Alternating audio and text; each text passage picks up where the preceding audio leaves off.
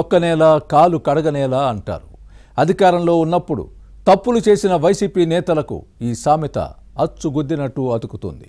జగన్ జమానాలో అడ్డగోలు వ్యవహారాలు చేశారన్న ఆరోపణలపై అడ్డంగా బుక్కై పరారీలో ఉన్న ఓ మాజీ మంత్రి ఇప్పుడు బిక్కుబిక్కుమంటూ క్షణమో యుగంగా కాలం గడుపుతున్నారని అంటారు.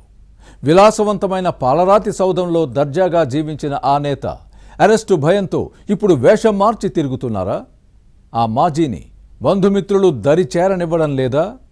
ఆటో డ్రైవర్ ఫోన్ నుంచి కుటుంబ సభ్యులకు కాల్ చేసే దుర్భర పరిస్థితులు ఉత్పన్నమయ్యాయా? లగ్జరీ కార్లలో ప్రయాణించిన మాజీ మంత్రికి ఆటోలో తిరిగే దుస్థితి పట్టిందా? ఇంతకీ ఎవరా నేత? ఆయన చుట్టూ అల్లుకున్న కుంభకోణాలేంటి? Let's watch this story.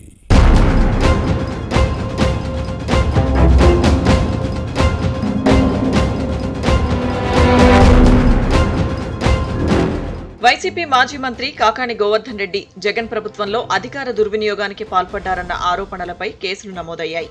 అప్పట్లో దర్జాగా జీవితం గడిపిన ఈ నేత ఇప్పుడు పరారీలో ఉన్నారు. మంత్రిగా ఎక్కడికి వెళ్లినా మంది, మార్బలం, సిబ్బంది, క్యాడర్, పోలీసుల వాహనాల సైరన్లతో హడావిడి చేసేవారు. ఈయన ఎక్కడికైనా వస్తున్నారు అంటే రాజు వెడలే అన్నట్టుగా పరిస్థితి ఉండేది. కానీ గత ఎన్నికల్లో ఫ్యాన్ పార్టీ ఓటమి, కూటమి గెలుపుతో కాకాణి చీకటి వ్యవహారాలన్నీ ఒక్కొక్కటిగా వెలుగులోకి వస్తున్నాయి. అధికారంలో ఉన్నప్పుడు క్వాజ్ను కొల్లగొట్టి సొమ్ము చేసుకున్న కేసులతో చిక్కుల్లో పడ్డారు. విచారణకు సిఐడి నోటీసులు జారీ చేయడంతో మాజీ మంత్రి గుండె బేజారైంది. పార్టీ కీలక నేతలు అరెస్ట్ను గుర్తు చేసుకున్న ఈ మాజీ మంత్రి తనకు కూడా అదే గతి పడితే అప్పుడు అధోగతి తప్పదన్న భయంతో పరారయ్యారు. ప్రత్యేక పోలీసు బృందాలు గాలిస్తున్న క్రమంలో స్థావరాలు మార్చి తప్పించుకుని తిరుగుతున్నారని అంటారు. ఎప్పుడు ఎక్కడ ఏ క్షణం అరెస్టు చేస్తారోనన్న భయంతో కలుగుల్లో దాక్కుంటున్నారు. పాలరాతి సౌధం లాంటి భవనంలో విలాసవంతమైన జీవితం గడిపి లగ్జరీ కార్లలో తిరిగిన కాకాణి గోవర్ధన్ రెడ్డి సామాన్యుడిలా ఆటోల్లో, అది మారువేషంలో ప్రయాణిస్తున్నారట. ఎవరైనా గుర్తుపడితే కష్టాలు తప్పవన్న ఉద్దేశంతో అతి సాదాసీదా జీవితం గడుపుతున్నారని టాక్. జగన్ను నమ్ముకొని ఇష్టారాజ్యంగా వ్యవహరిస్తే ఎంతటి దురవస్థ సంభవించిందంటూ కన్నీళ్లను తుడుచుకొని బిక్కుబిక్కుమంటూ కాలక్షేపం చేసే దరిద్ర పరిస్థితి దాపురించిందంటూ మనసులో తలుచుకొని కుమిలిపోతున్నారట.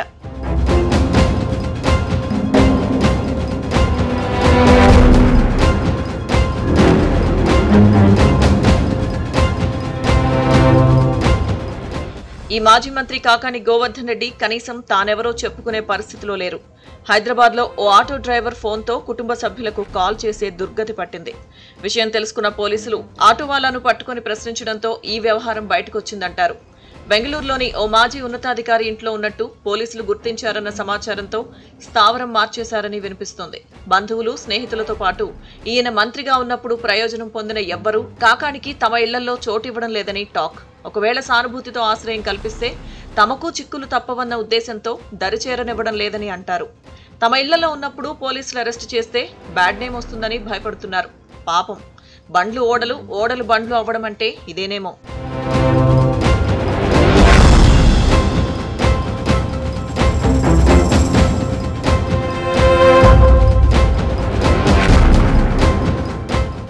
కాకాణిని అరెస్టు చేసేందుకు 7 ప్రత్యేక పోలీసు బృందాలు పనిచేస్తున్నాయి.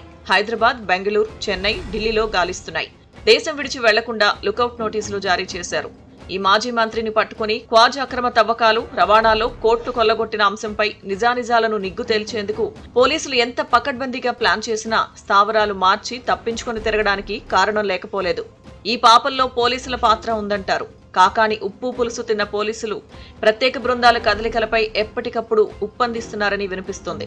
ఇంటి దొంగను ఈశ్వరుడైనా పట్టలేరన్నట్టు కొందరు పోలీసులే ఇన్ఫార్మర్ల అవతారమెత్తి సమాచారం ఇవ్వడంతోనే స్థావరాలు మారుస్తూ కాకాణి తప్పించుకు తిరుగుతున్నారని అంటారు. పోలీసులు తలుచుకుంటే ఈ మాజీ మంత్రిని అరెస్టు చేయడం ఎంత పని అనేవారు లేకపోలేదు.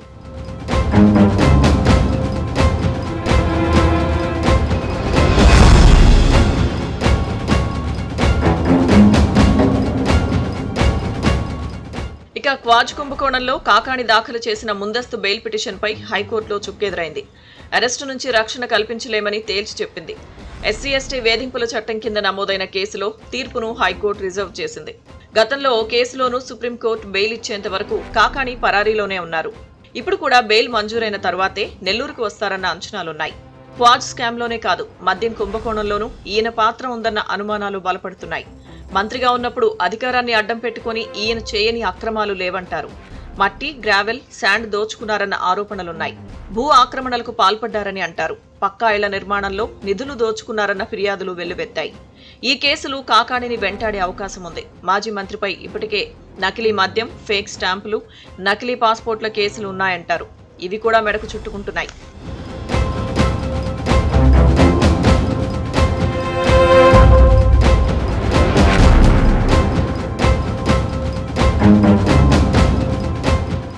ఇక వైసీపీ నేతలను అరెస్టు చేస్తున్న పోలీసులపైన కాకాని గోవర్ధన్ రెడ్డి రెచ్చిపోయి నోరు పారేసుకున్నారు.